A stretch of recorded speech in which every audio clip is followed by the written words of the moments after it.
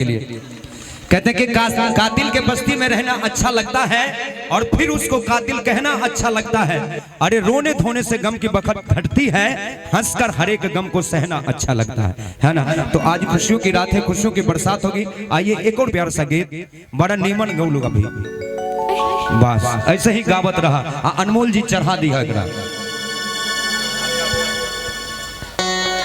का चाचा नीमन लगल ना, नीमन गावतिया पूरा मिजाज में। आप लोग के लिए कहना है, ध्यान दीजिए।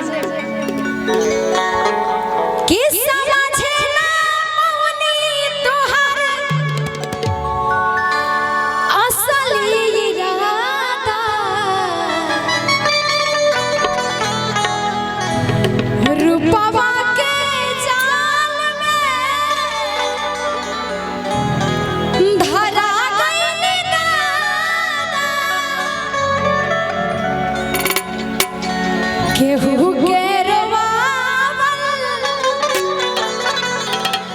बहुत बात नहीं है, केहू के रवावल बहुत बात नहीं है, रुवा के हंसावल बहुत बात होला, सनहिया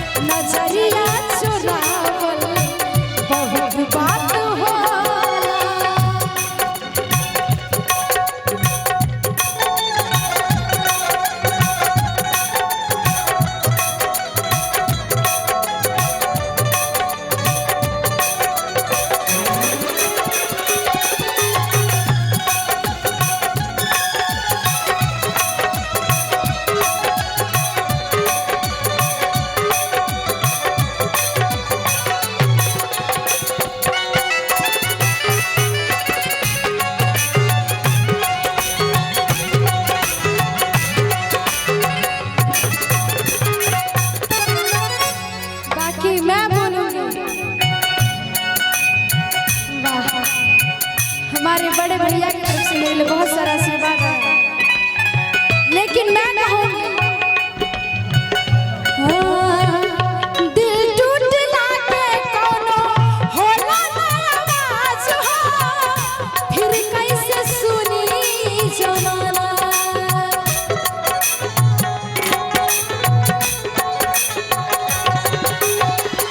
हो जाई दोसर के तू कुछ दिन के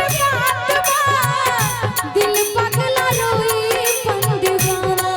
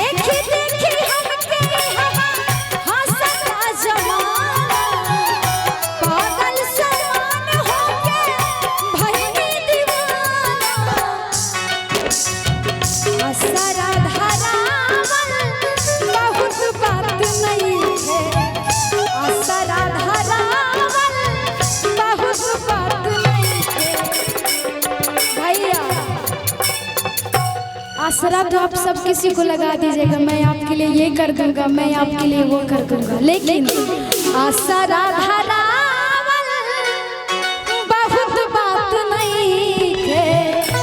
आसरा धरावल बहुत बात नहीं है। आसरा पुरावल बहुत बात होला। आसरा धरावल बहुत बात नहीं है। आसरा पुरावल बहुत बात होला।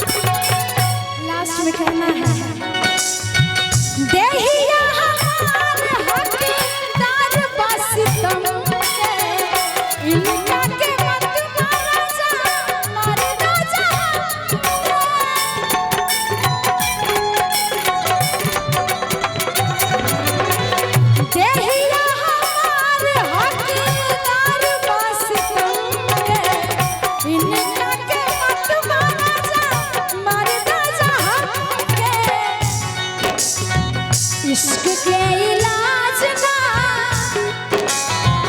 इश्क के इलाज ना जहरिया से होला।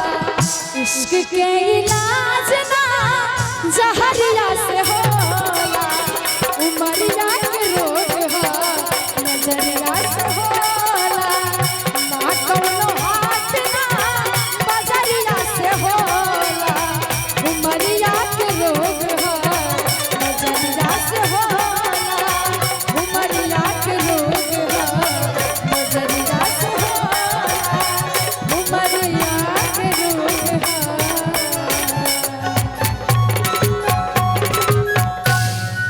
नजरिया से हो।